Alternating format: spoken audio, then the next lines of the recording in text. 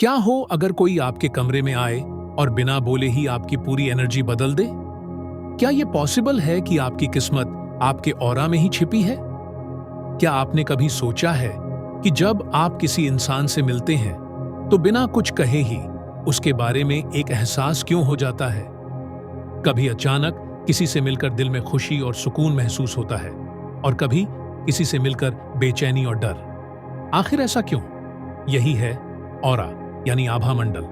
हमारा शरीर सिर्फ मांस, हड्डी और खून नहीं है, बल्कि हमारे चारों ओर एक अदृश्य ऊर्जा का घेरा है जो हमारी सोच, भावनाओं और आत्मा का आईना है। विज्ञान ने इसे मापने की कोशिश की। 20वीं सदी में रूस के वैज्ञानिक किरलियन ने एक प्रयोग किया।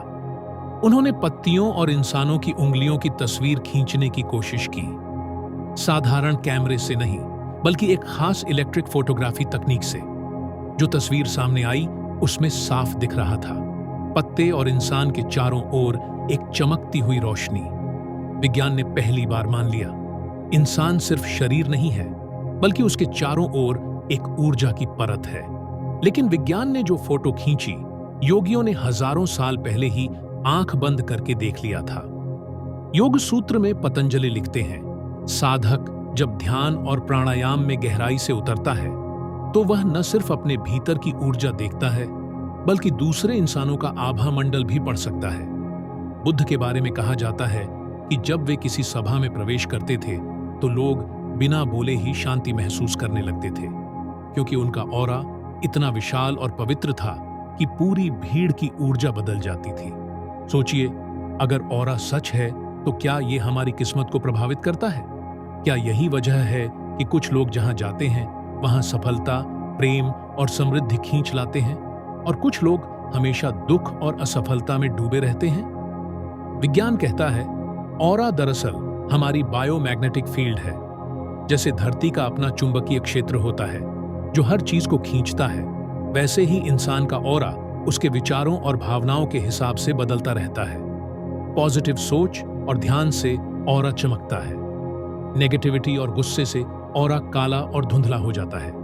यही कारण है कि महान संत, सूफी और योगी जब किसी को आशीर्वाद देते हैं तो केवल शब्द नहीं, उनका ऑरा काम करता है। ओशो ने कहा था, मेरे शब्द नहीं, मेरा मौन तुम्हें बदल देगा। ये मौन दरअसल उनके ऑरा की ऊर्जा थी। क्राइस्ट के बारे में बाइबल में लिखा है कि जब वे किसी बीमार को छूते थे तो बीमारी दूर हो जाती थी। ये चमत्कार नहीं था, ये ऑरा की शक्ति थी। आजकल वैज्ञानिक ऑरा के रंगों को भी समझने की कोशिश कर रहे हैं। कहा जाता है, लाल ऑरा गुस्से और संघर्ष का प्रतीक है, नीला ऑरा शांति और सुकून का, सुनहरा ऑरा आध्यात्मिकता का। क्या ये रंग केवल कल्पना है या वास्तव में हमारी ऊर्जा का रहस्य खोलते हैं? कई शोध बताते हैं कि जब इंसान प्रार्थना या ध्यान करता है तो उसके ऑरा में नीला और सफेद प्रकाश उभरता है, यानी जितना गहरा ध्यान उतना पवित्र ऑरा।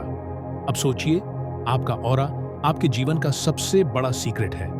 आपका ऑरा ही तय करता है लोग आपकी ओर खींचेंगे या दूर भागेंगे, आप सफलता आकर्षित करेंगे या असफलता। आपका ऑरा जितना साफ और शक्तिशाली होगा, उतनी ही तेजी से आप जीवन में तरक्की करेंगे। तो सवाल यह है, ऑरा को कैसे साफ करें? क्या सिर्फ योग और ध्यान से, या विज्ञान ने इसके और भी उपाय ढूंढ लिए हैं? यही रहस्य हम आने वाले हिस्सों में गहराई से समझेंगे। दोस्तों, अब तक हमने जाना कि ऑरा है क्या और क्यों ये हमारे जीवन का सबसे बड़ा रहस्य है। लेकिन सवाल ये है कि क्या हर इंसान का ऑरा एक जैसा होता है? उत्तर है, बिल्कुल नहीं। जिस तरह हर व्यक्ति की उंगली का निशान अलग होता है, वैसे ही हर व्यक्ति का ऑरा भी अनोखा है, क्योंकि ऑरा हमारे विचारों, भावनाओं और चेतना का प्रतिबिंब है। अब आइए ऑरा के प्रकार और रंगों को समझें। विज्ञान और अध्यात्म दोनों मानते हैं कि ऑरा अलग अलग परतों में बंटा होता है। जैसे प्याज की परतें होती हैं, वैसे ही ऑरा के भी स्तर हैं। पहली परत शरीर से जुड़ी होती है, दूसरी परत भावनाओं से, तीसरी परत विचारों से और चौथी परत आत्मा से। योगी कहते हैं कि 7 चक्रों की ऊर्जा इन परतों के रंग तय करती है। लाल ऑरा साहस, ऊर्जा और जुनून, लेकिन साथ ही गुस्सा और आक्रामकता। नारंगी ऑरा रचनात्मकता और उत्साह, परंतु कभी कभी अस्थिरता भी। पीला ऑरा बुद्धि, आत्मविश्वास और खुशी का प्रतीक। हरा ऑरा संतुलन, प्रेम और उपचार की शक्ति। नीला ऑरा शांति, भक्ति और सच्चाई। बैंगनी ऑरा अध्यात्म, गहराई और अंतर्ज्ञान। सुनहरा ऑरा पवित्रता और दिव्यता का प्रतीक, जो केवल योगियों और महान संतों में दिखता है। अब सवाल उठता है, ये रंग बदलते क्यों हैं? क्योंकि ऑरा स्थिर नहीं है। जैसे बादल आते जाते हैं, वैसे ही आपके विचार और भावनाएं आपके ऑरा को हर पल बदलते रहते हैं। अगर आप गुस्से में हैं, तो ऑरा लाल हो सकता है। अगर आप प्रेम में हैं, तो हरा। अगर आप ध्यान में हैं, तो नीला और सुनहरा। यही कारण है कि योगियों के चारों ओर हमेशा दिव्य प्रकाश की अनुभूति होती है। अब थोड़ा विज्ञान की तरफ लौटते हैं। आधुनिक शोध बताते हैं कि ऑरा दरअसल हमारे शरीर से निकलने वाली इलेक्ट्रोफोटोनिक इमिशन है। जब हम सोचते हैं, भावनाएं महसूस करते हैं या प्रार्थना करते हैं, तो मस्तिष्क और हृदय से सूक्ष्म विद्युत तरंगें निकलती हैं। ये तरंगें हमारे चारों ओर एक चुंबकीय क्षेत्र बना देती हैं। यही ऑरा है। रूसी वैज्ञानिक किर्लियन की फोटोग्राफी इसका प्रमाण है। लेकिन जो विज्ञान आज खोज रहा है, योगियों ने हजारों साल पहले साधना से अनुभव किया। अब आइए देखते हैं ऑरा को कैसे मजबूत बनाया जाए। योगियों ने इसके लिए कुछ सरल लेकिन गहरे उपाय बताए हैं। पहला है ब्रीथिंग विद अवेयरनेस। जब आप हर सांस को होश से लेते हैं, तो ऑरा की पहली परत शुद्ध होती है। दूसरा है प्रेम और करुणा। जितना आप प्रेम से भरते हैं, ऑरा उतना ही हरा और चमकदार होता है। तीसरा है ध्यान। जब मन मौन होता है, तो ऑरा नीला और दिव्य प्रकाश से भर जाता है। चौथा है सेवा और दान। दूसरों के लिए निस्वार्थ काम करने से ऑरा सुनहरी चमक में बदल जाता है। तो मित्रों, ऑरा केवल एक रहस्यमय शब्द नहीं है, ये हमारी आत्मा की वास्तविक पहचान है। जो लोग अपने ऑरा को साफ और शक्तिशाली बना लेते हैं, वही जीवन में चमत्कार कर दिखाते हैं। और यही कारण है कि कुछ लोग सिर्फ उपस्थिति से ही पूरी भीड़ की ऊर्जा बदल देते हैं। अब सवाल है, क्या ऑरा को देखा जा सकता है? क्या कोई साधना या विज्ञान ऐसा है जिससे आम इंसान भी ऑरा का अनुभव कर सके? यही रहस्य हम अगले हिस्से में खोलेंगे। मित्रों, अब तक हमने ऑरा को समझा, उसके रंगों और परतों के बारे में जाना। लेकिन असली सवाल तो अब उठता है, क्या ऑरा को देखा जा सकता है? क्या ये केवल कहानियां हैं, या वास्तव में हमारी आंखें इस रहस्य को पकड़ सकती हैं? योगियों का कहना है, ऑरा को देखना उतना कठिन नहीं जितना हम मानते हैं। बस हमारी आंखें बाहर की दुनिया देखने में इतनी व्यस्त रहती हैं कि वे सूक्ष्म ऊर्जा को नहीं पकड़ पाती। एक साधारण प्रयोग कीजिए। किसी शांत कमरे में बैठिए, सफेद दीवार के सामने अपना हाथ फैलाइए, धीरे धीरे अपनी उंगलियों के बीच जगह पर ध्यान दीजिए। कुछ मिनट में आपको हल्की सी धुंध या प्रकाश जैसी रेखा दिखने लगेगी। ये कोई भ्रम नहीं, बल्कि आपके ऑरा की झलक है। यही अभ्यास योगी करते हैं, लेकिन वे इसे गहराई तक ले जाते हैं। उनके लिए पूरा शरीर और दूसरे का ऑरा भी साफ दिखाई देने लगता है। आधुनिक विज्ञान ने भी इसे साबित करने की कोशिश की। किर्लियन फोटोग्राफी में जब किसी व्यक्ति की उंगली की फोटो ली गई, तो उसके चारों ओर नीली और लाल लपटें जैसी चमक दिखाई दी। और आश्चर्य की बात यह कि जब वही व्यक्ति ध्यान करता, तो चमक और भी साफ और विस्तृत हो जाती। यानी ध्यान से ऑरा वास्तव में बदलता है। इसी तरह अमेरिका के हार्टमैथ इंस्टीट्यूट ने साबित किया कि जब इंसान खुशी, प्रेम या कृतज्ञता की भावना महसूस करता है, तो उसके दिल की धड़कन एक खास लय में आ जाती है। ये धड़कन सिर्फ शरीर तक नहीं रहती, बल्कि कई फीट दूर तक मैग्नेटिक फील्ड के रूप में फैलती है। यही ऑरा है। जापान के वैज्ञानिक मसारू इमोटो ने पानी पर प्रयोग किया। उन्होंने एक ही पानी को अलग अलग शब्द और भावनाएं दिखाईं। पॉजिटिव शब्दों और प्रार्थना से पानी के क्रिस्टल सुंदर और चमकदार बन गए, जबकि नकारात्मक शब्दों से क्रिस्टल टूटे फूटे और बदसूरत हो गए। अगर पानी, जो सिर्फ एक तत्व है, भावनाओं से बदल सकता है, तो सोचिए इंसान का ऑरा कितना सेंसिटिव होगा। योगियों का कहना है, ऑरा देखने की असली कुंजी है ध्यान और मौन। जितना आपका मन शांत होगा उतना ही आप दूसरे के ऑरा को महसूस करेंगे। बुद्ध का उदाहरण लीजिए। जब वे बैठते थे तो लोग कहते थे कि उनके चारों ओर एक प्रकाश का घेरा दिखाई देता है। ये ऑरा इतना शक्तिशाली था कि बीमार लोग उनके पास आकर स्वस्थ हो जाते थे। सिर्फ एक उपस्थिति पूरी चेतना को बदल देती थी। अब प्रश्न है, आम इंसान क्या इसे अनुभव कर सकता है? उत्तर है हाँ, कुछ साधनाएं हैं। पहला, प्रातःकाल साधना। इससे नेत्रों की शक्ति इतनी बढ़ती है कि ऑरा दिखने लगता है।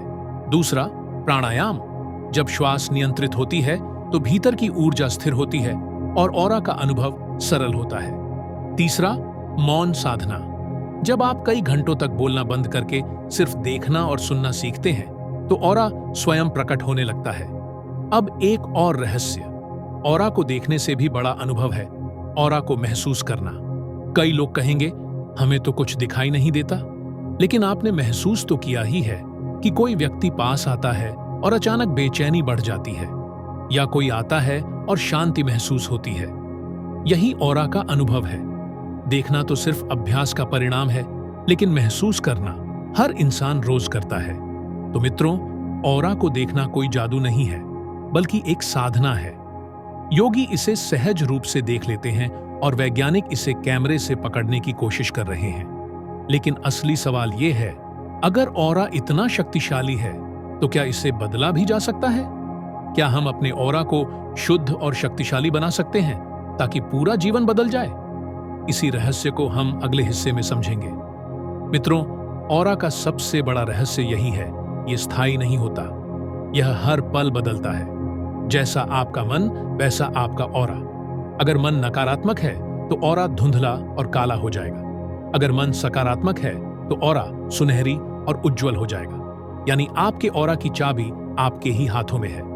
योगियों का कहना है, ऑरा शुद्ध करने का पहला कदम है शरीर की शुद्धि। अगर शरीर बीमार है तो ऑरा कभी भी उज्जवल नहीं हो सकता। इसलिए योग, प्राणायाम और सही आहार ऑरा की पहली दवा है। आयुर्वेद में भी कहा गया है, सात्विक भोजन से ऑरा चमकता है, जबकि तामसिक भोजन से ऑरा काला और भारी हो जाता है। दूसरा कदम है मन की शुद्धि। गुस्सा, ईर्ष्या, लालच, ये सब ऑरा को गंदा कर देते हैं। क्या आपने कभी गौर किया है कि जब आप गुस्से में होते हैं तो आपका चेहरा अजीब सा लगने लगता है? लोग आपसे दूरी बनाने लगते हैं। ये सब ऑरा की वजह से है। इसीलिए संत और गुरु हमेशा कहते हैं, क्षमा और करुणा का अभ्यास करो। क्षमा ऑरा की सबसे बड़ी औषधि है। तीसरा कदम है भावनाओं की ऊर्जा को बदलना।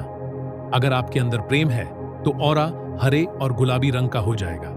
अगर ध्यान है तो नीला और सुनहरा हो जाएगा। यही कारण है कि ध्यान करने वालों के पास बैठते ही शांति महसूस होती है। विज्ञान ने भी इसे मापा है। जब कोई ध्यान करता है तो उसके दिल की धड़कन और दिमाग की तरंगें इतनी संतुलित हो जाती हैं कि उसके आसपास का चुंबकीय क्षेत्र तुरंत बदल जाता है।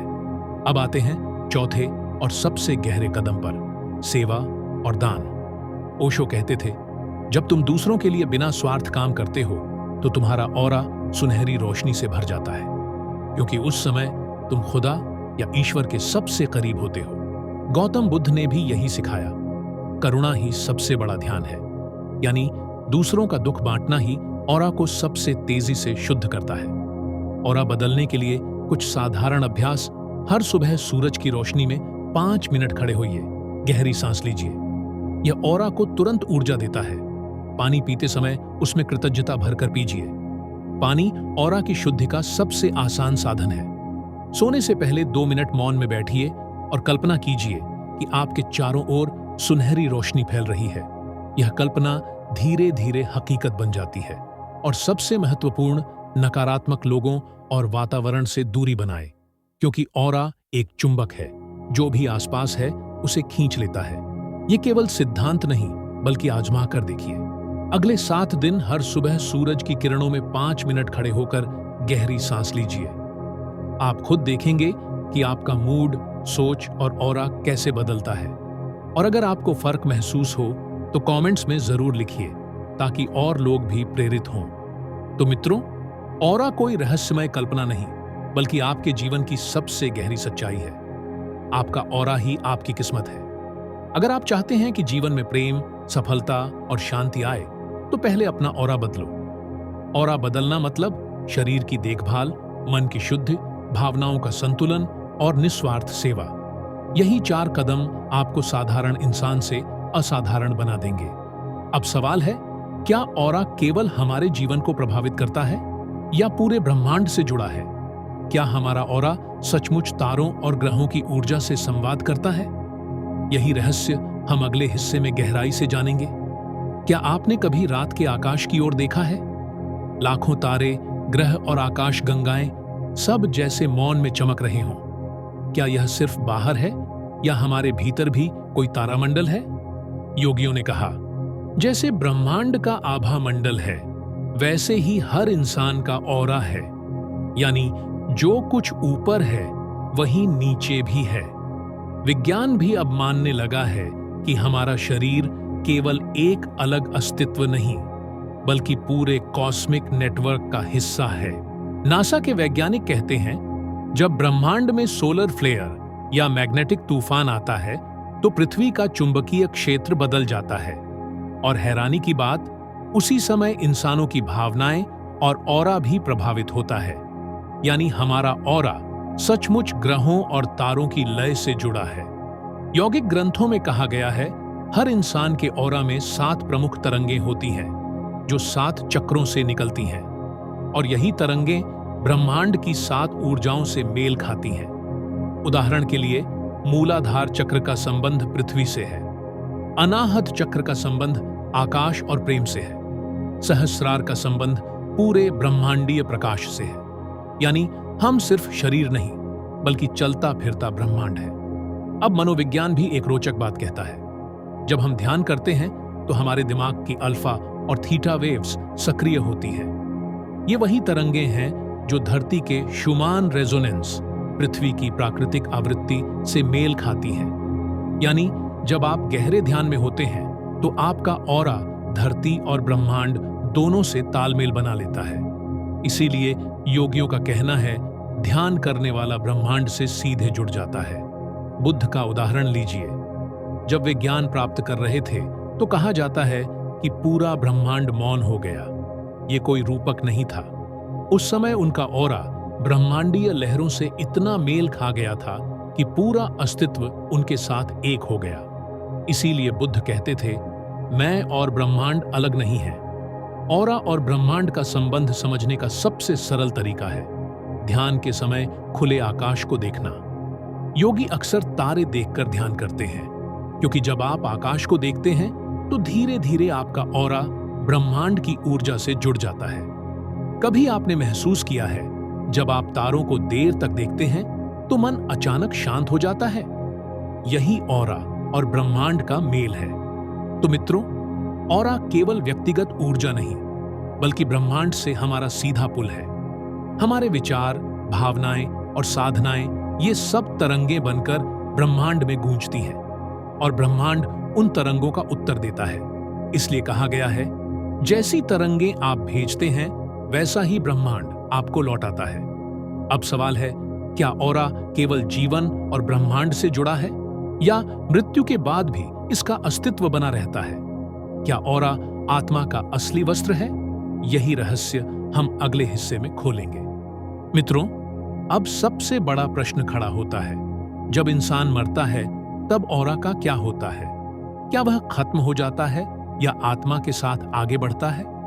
विज्ञान ने इस पर शोध किया है। कुछ वैज्ञानिकों ने मरणासन्न लोगों के शरीर का अध्ययन किया। उन्होंने पाया कि मृत्यु के कुछ मिनट बाद तक शरीर से एक हल्की रोशनी निकलती रहती है।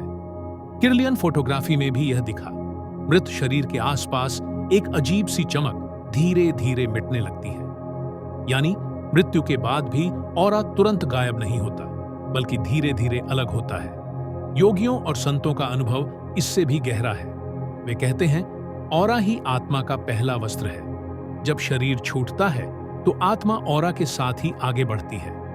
गौतम बुद्ध ने इसे सूक्ष्म शरीर कहा। ओशो ने कहा, मृत्यु के बाद शरीर मिट जाता है, लेकिन ऑरा ही आत्मा का नया वाहन बन जाता है।